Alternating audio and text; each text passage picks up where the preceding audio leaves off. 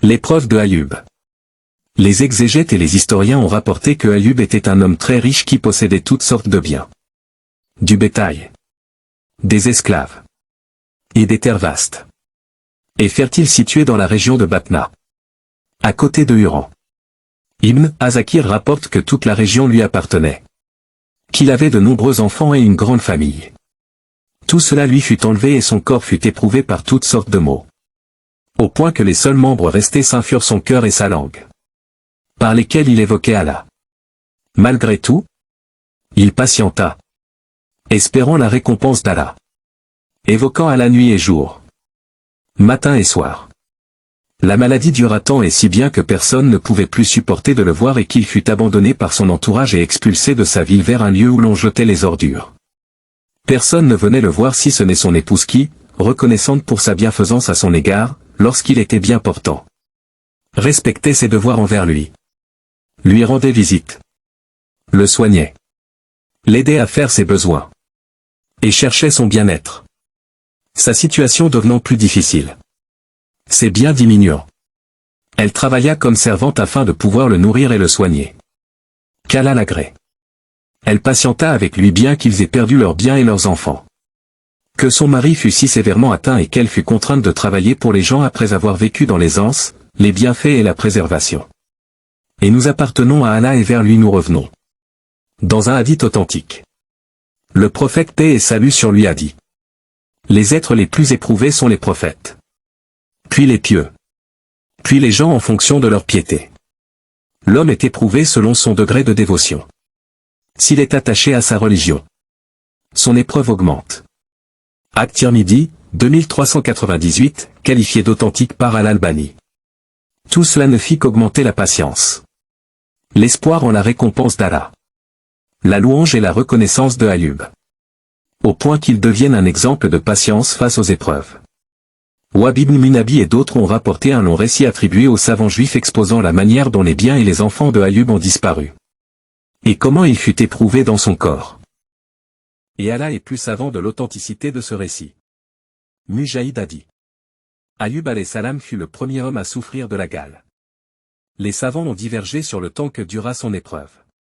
Pour Wahb, elle dura 3 ans. Ni plus ni moins. Pour Anas, 7 ans et quelques mois. Il fut abandonné dans une décharge à ordures des enfants d'Israël. Jusqu'au moment où Allah le soulagea, augmenta sa récompense et le loua. Pour Humed son épreuve dura 18 ans.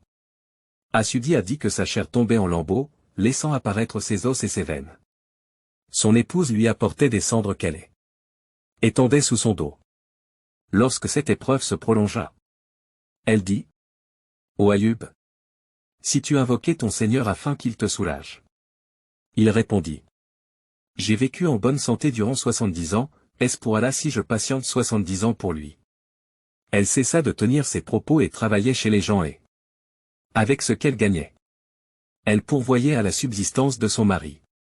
Mais les gens finirent par ne plus vouloir de ses services en apprenant qu'elle était l'épouse de Ayyub, de peur qu'elle ne leur transmette la maladie de son époux. Ne trouvant plus personne pour l'employer, elle vendit à une fille d'une famille noble une de ses tresses en contrepartie d'une bonne nourriture.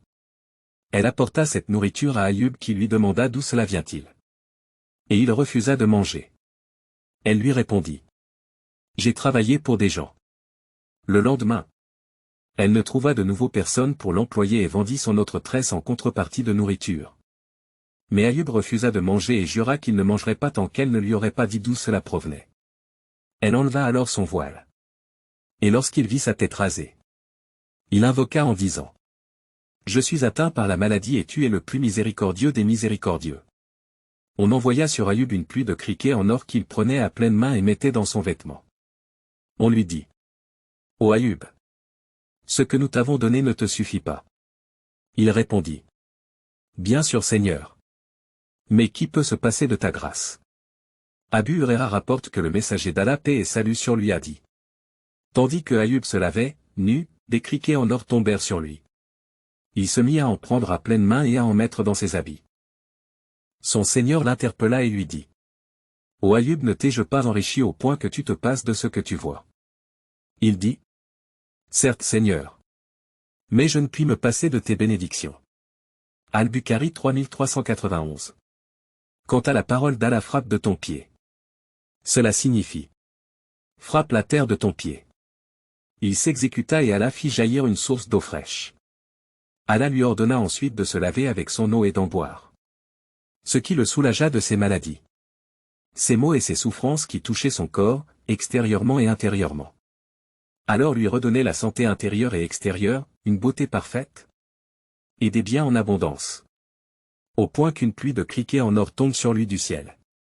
Allah lui rendit également sa famille et ses enfants, comme il le dit, traduction rapprochée.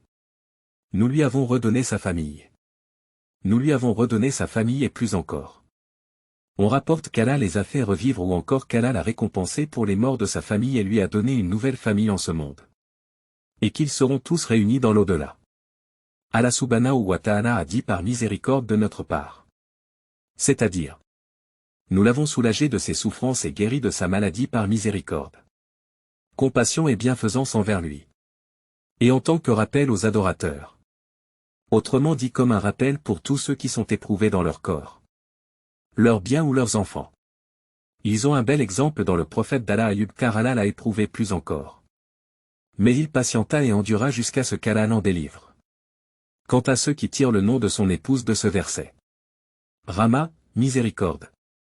Ils se sont égarés et font fausse route. Ad-Dahak rapporte de Ibn Abbas. Qu'Allah rendit sa jeunesse à son épouse et plus encore. Au point qu'elle mit au monde 23 garçons. Ayyub vécut après cela 70 ans en terre romaine. Professant le pur monothéisme. Mais après sa mort, ils transformèrent la religion de Ibrahim.